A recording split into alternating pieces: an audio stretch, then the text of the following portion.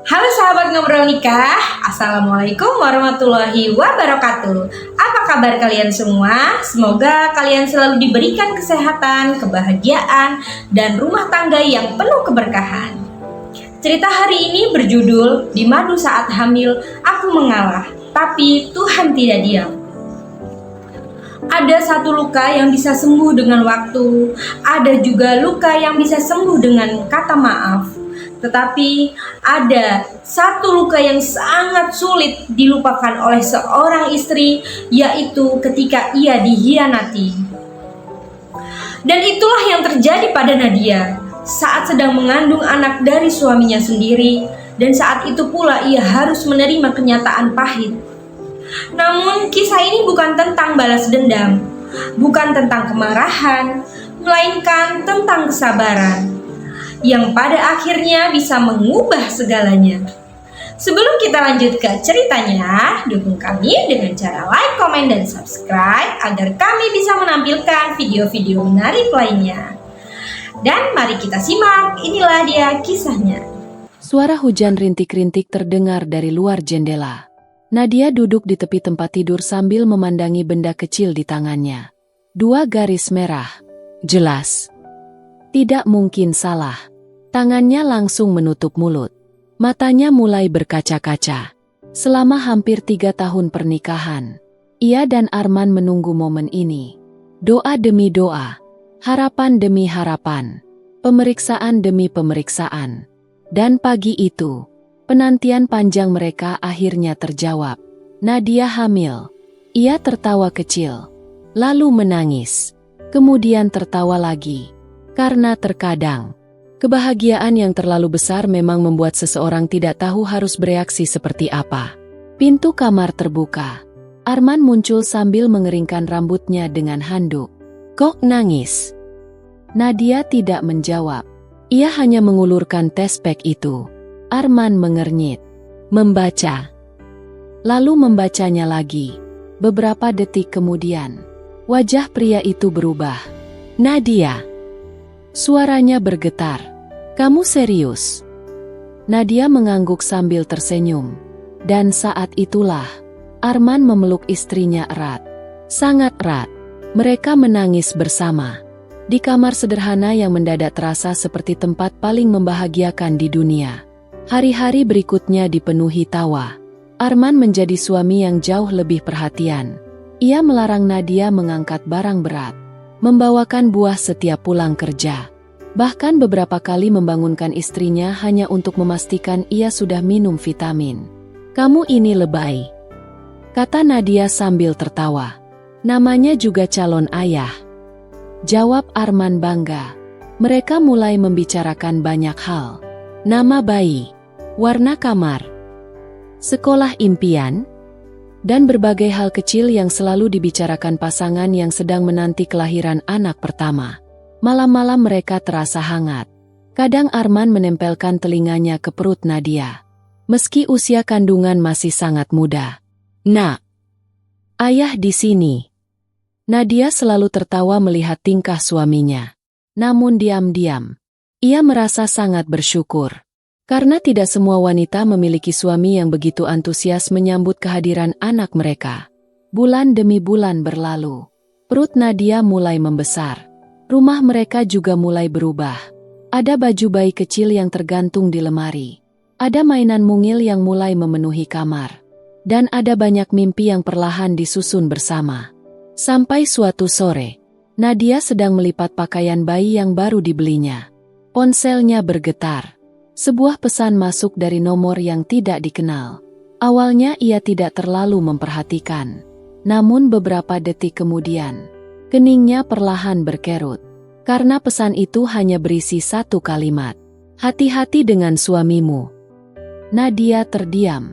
Jarinya menggantung di atas layar. Tidak ada nama pengirim.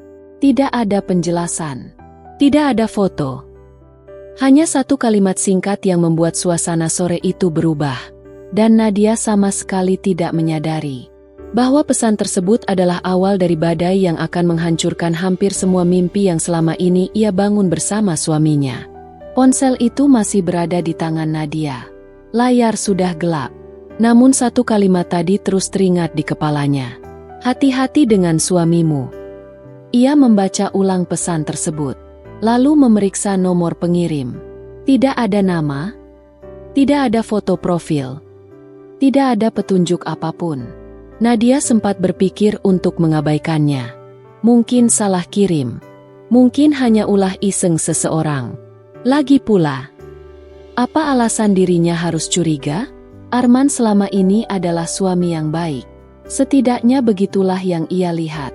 Saat kandungannya mulai membesar, Arman bahkan menjadi lebih perhatian. Pria itu tidak pernah lupa mengingatkan jadwal kontrol, tidak pernah lupa membeli vitamin, dan selalu berusaha pulang untuk makan malam bersama. Malam itu, Nadia hampir berhasil melupakan pesan tersebut. Hingga Arman keluar dari kamar mandi. Ponselnya bergetar di atas meja. Biasanya Nadia tidak pernah memperhatikan. Namun entah kenapa, matanya refleks menoleh. Layar ponsel menyala beberapa detik. Lalu mati kembali. Terlalu cepat untuk membaca isi pesannya. Namun satu hal sempat tertangkap oleh Nadia. Nama kontak itu tidak dikenalnya. Arman segera mengambil ponselnya. Lagi ramai kerjaan, Mas? Tanya Nadia santai. Iya. Jawab Arman singkat. Pria itu langsung memasukkan ponselnya ke saku.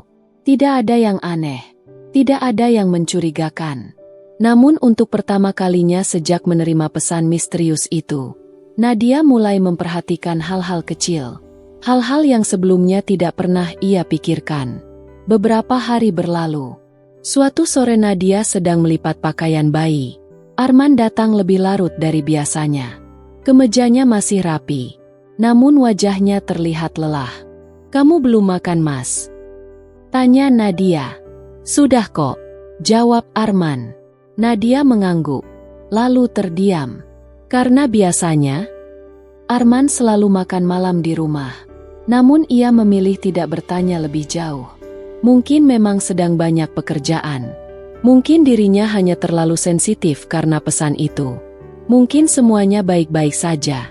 Setidaknya itulah yang terus berusaha ia yakini. Sampai sebuah kejadian terjadi saat kontrol kandungan berikutnya. Hari itu Arman berjanji akan menemani. Bahkan sejak pagi ia sudah mengingatkan Nadia. Jam 2 ya? Nanti aku jemput. Nadia tersenyum. Seperti biasa, ia mempercayai suaminya sepenuhnya. Namun jam 2 lewat, Arman belum datang. Sudah jam 3, masih juga belum ada kabar. Panggilan Nadia tidak diangkat. Pesan yang dikirim hanya centang satu. Ruang tunggu klinik mulai sepi.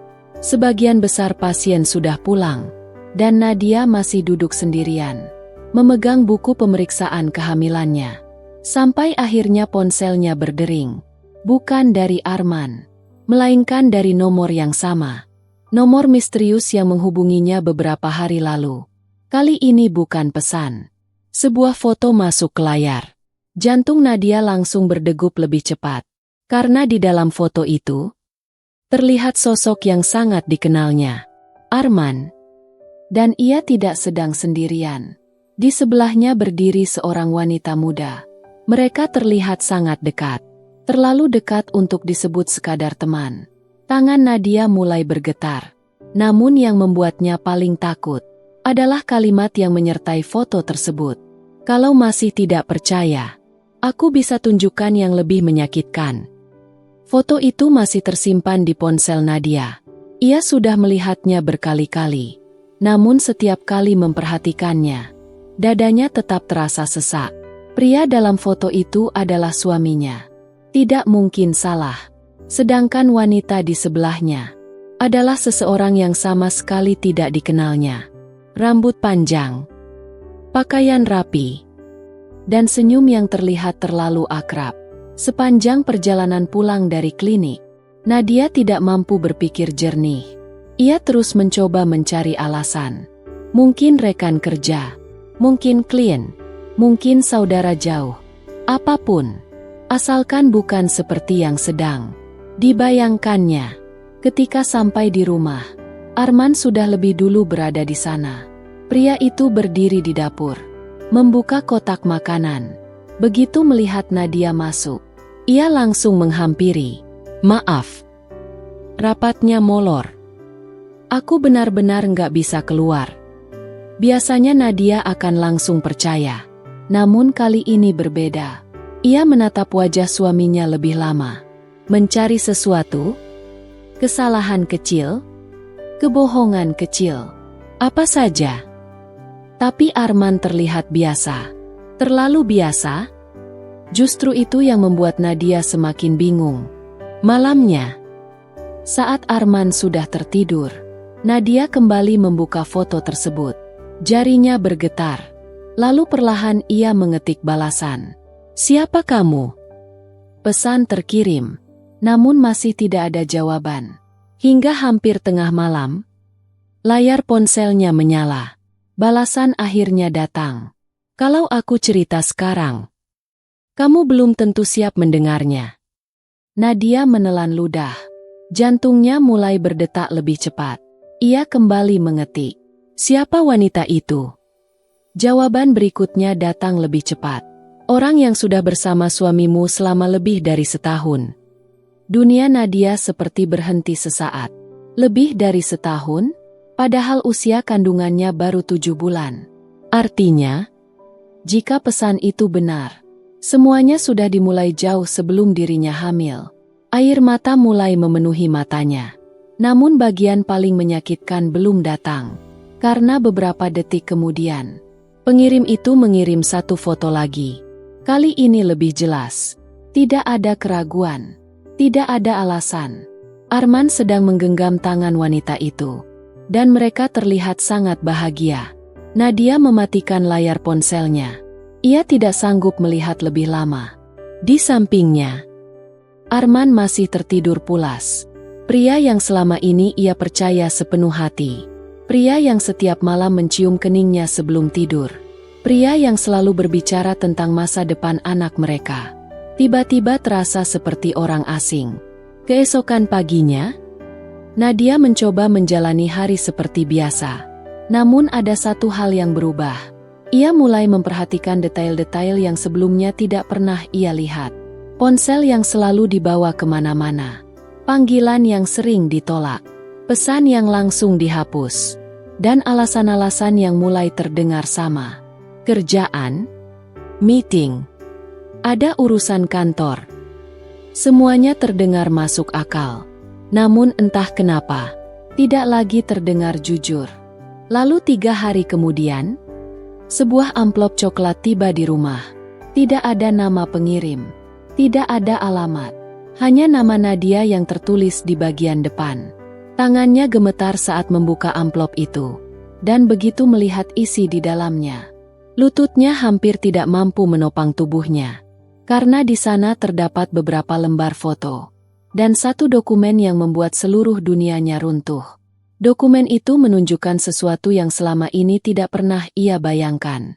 Sesuatu yang jauh lebih menyakitkan daripada perselingkuhan. Amplop coklat itu masih terbuka di atas meja. Namun Nadia belum berani melihat isinya lagi. Jantungnya berdetak sangat cepat. Bahkan napasnya terasa tidak teratur. Beberapa menit sebelumnya, ia masih berharap semua ini hanya kesalahpahaman. Namun harapan itu mulai runtuh satu persatu. Dengan tangan gemetar, ia mengambil dokumen yang ada di dalam amplop. Lembar pertama adalah beberapa foto. Foto Arman, foto wanita yang sama, foto mereka sedang makan bersama, foto mereka keluar dari sebuah gedung. Tidak ada yang benar-benar membuktikan apapun. Namun cukup untuk membuat hati seorang istri merasa tidak tenang. Lalu Nadia melihat lembar berikutnya. Dan dunia seolah berhenti berputar. Matanya membacanya sekali. Kemudian 2 kali. Lalu 3 kali.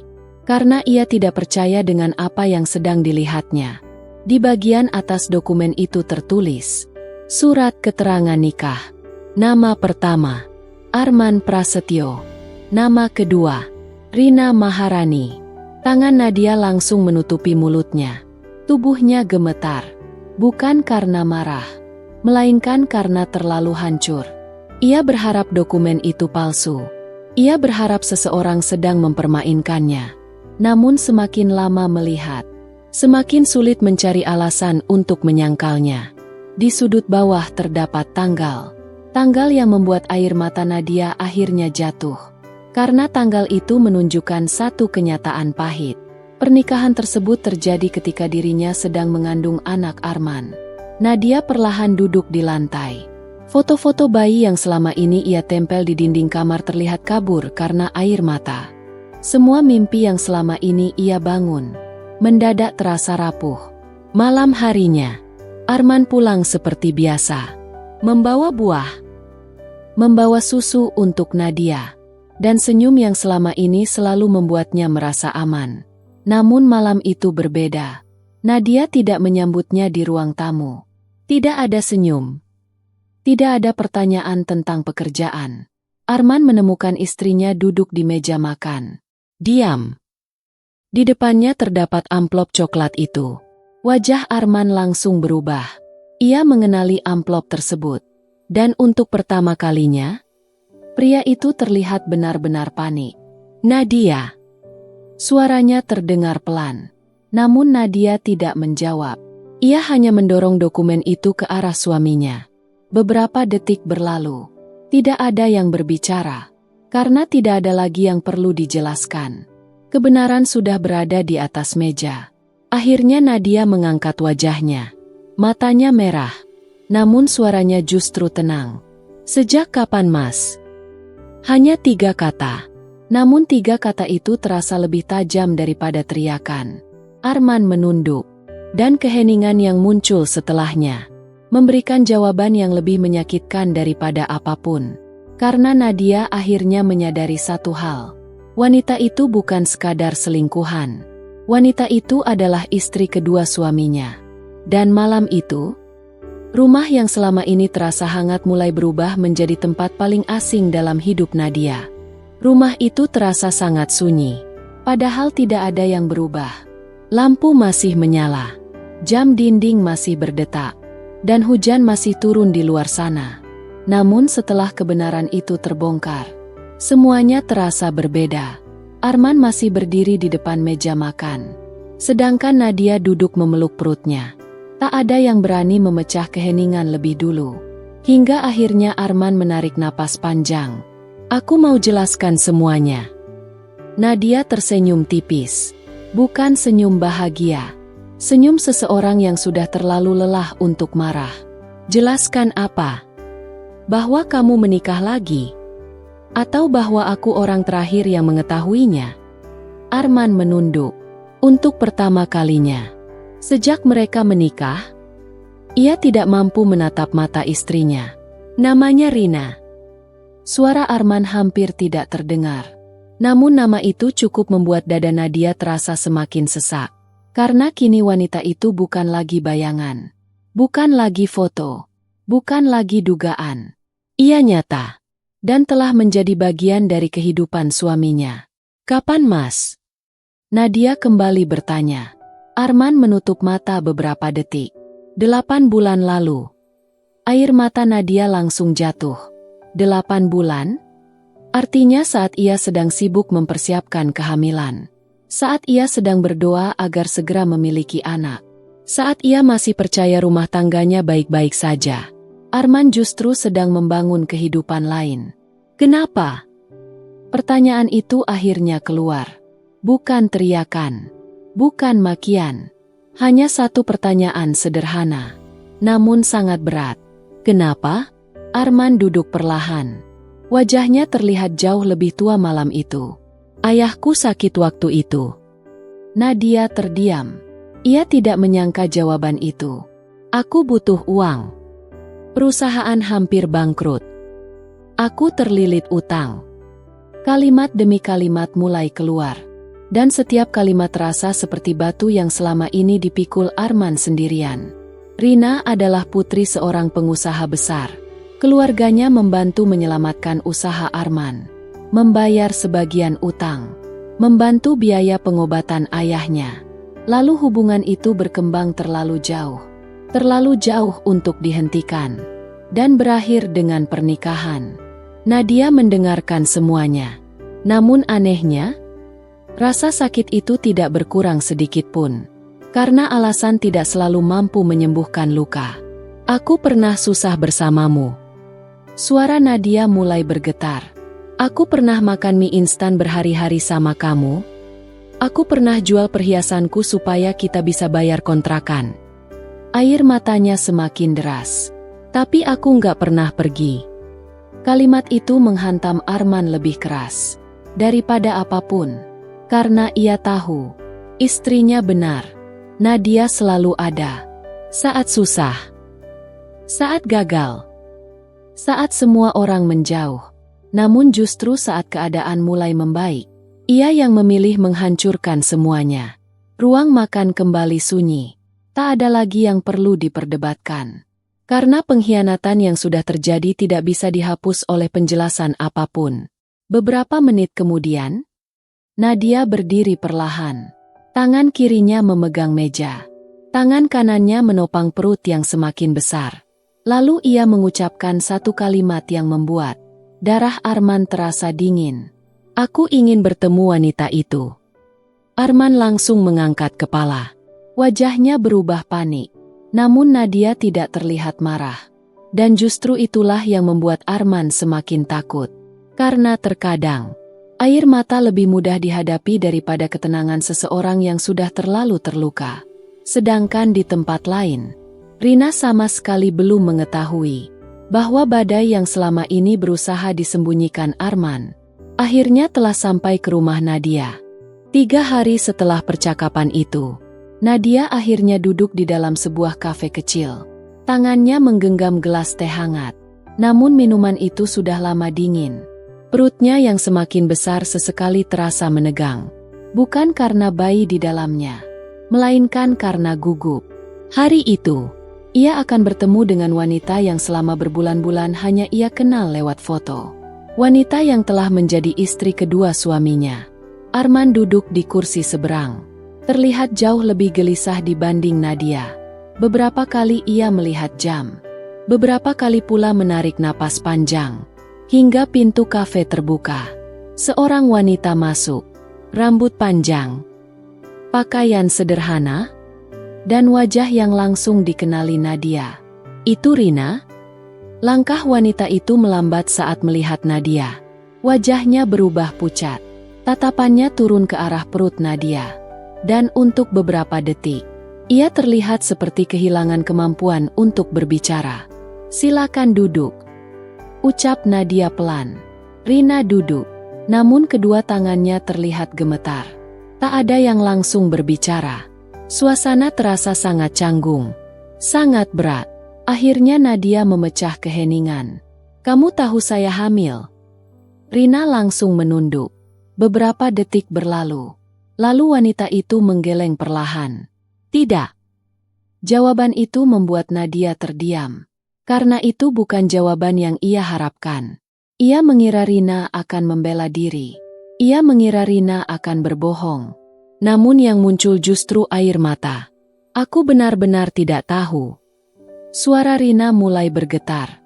Arman bilang hubungan kalian sudah selesai. Dia bilang hanya tinggal menunggu proses perceraian. Nadia perlahan menoleh ke arah suaminya. Dan dari wajah Arman, ia langsung tahu bahwa kalimat itu benar. Tidak ada bantahan. Tidak ada penjelasan. Hanya penyesalan. Rina mengusap air matanya. Aku memang salah.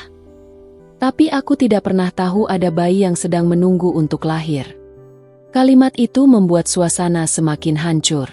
Karena untuk pertama kalinya, Nadia menyadari bahwa bukan hanya dirinya yang dibohongi. Rina juga dibohongi. Dan sumber dari semua luka itu duduk tepat di depan mereka. Arman, pria yang selama ini mencoba mempertahankan dua kehidupan sekaligus. Namun kini seluruh kebohongannya runtuh dalam satu meja. Nadia menatap Rina cukup lama. Lalu bertanya pelan. Kalau kamu tahu semuanya sejak awal, apa kamu tetap akan menikah dengannya? Air mata Rina kembali jatuh. Dan jawaban yang keluar membuat Arman memejamkan mata. Tidak, saya tidak akan mau menikah dengannya kalau dia jujur dari awal.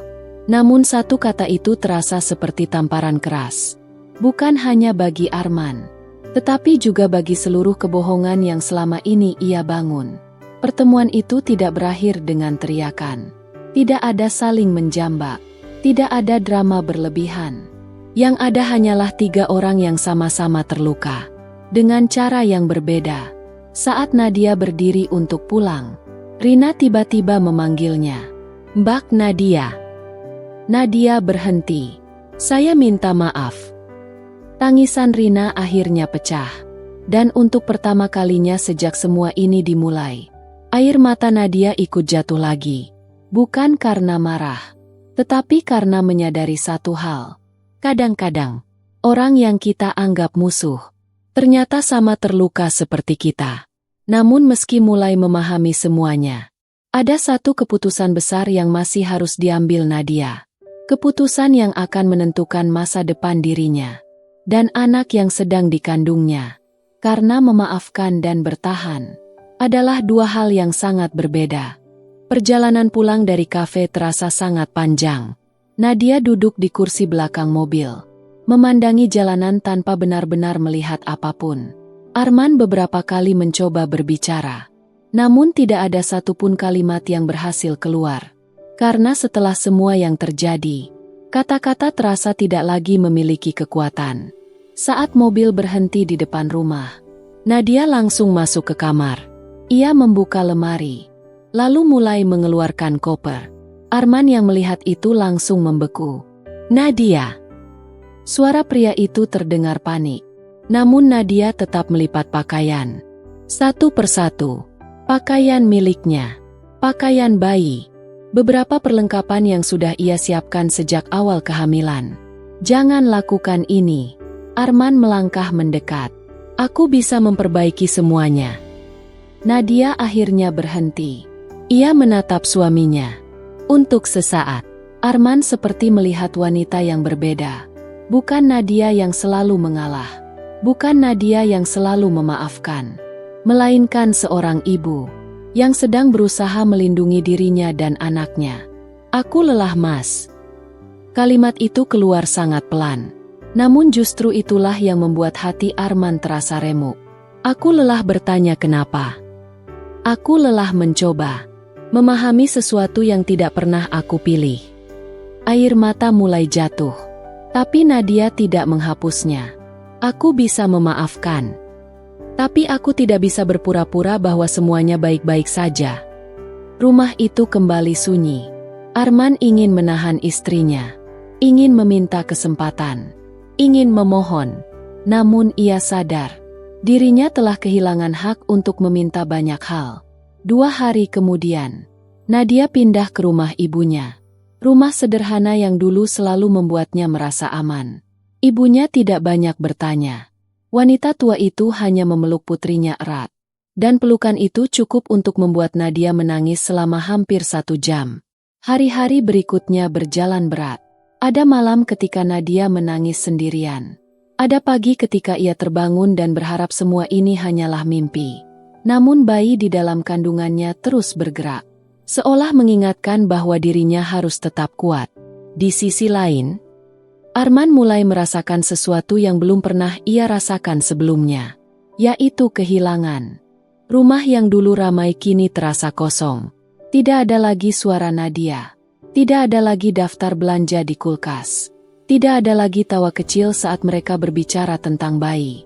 Dan untuk pertama kalinya, Arman benar-benar menyadari harga dari keputusan yang telah ia ambil. Suatu sore, ia datang ke rumah ibu mertuanya, membawa sekotak buah dan beberapa perlengkapan bayi. Namun Nadia tidak keluar.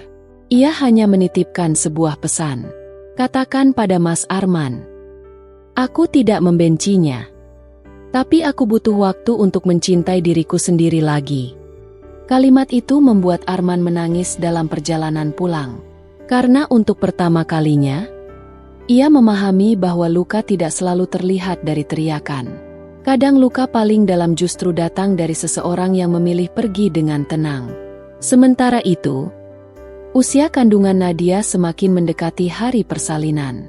Dan tidak ada seorang pun yang tahu bahwa sebuah kejadian besar akan segera mengubah hidup mereka semua sekali lagi. Hari persalinan akhirnya tiba. Sejak subuh, Nadia sudah merasakan kontraksi. Ibunya segera membawanya ke rumah sakit. Lorong rumah sakit dipenuhi langkah tergesa, suara perawat, dan doa-doa yang terus dipanjatkan. Meski berusaha tenang, Nadia tetap merasa takut. Karena untuk pertama kalinya dalam hidup, ia akan menjadi seorang ibu. Di tengah rasa sakit yang datang bergelombang, pikirannya sesekali melayang, mengingat semua yang telah terjadi beberapa bulan terakhir.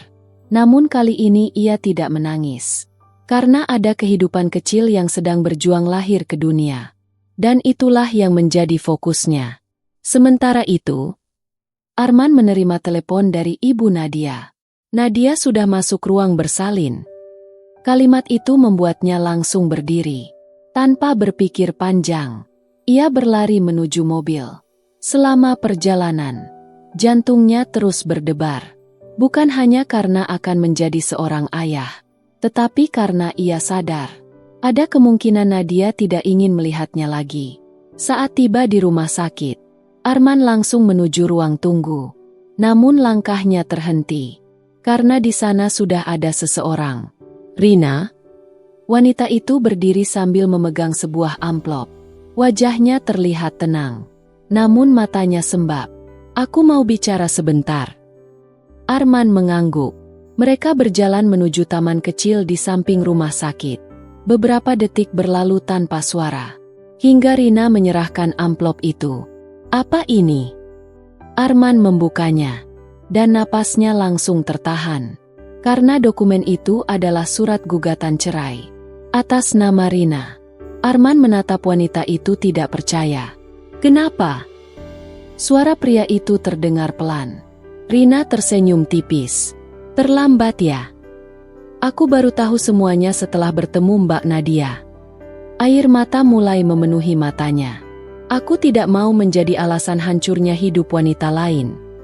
Aku juga tidak mau hidup bersama laki-laki yang bisa berbohong selama itu." Kalimat itu menusuk tepat ke dada Arman.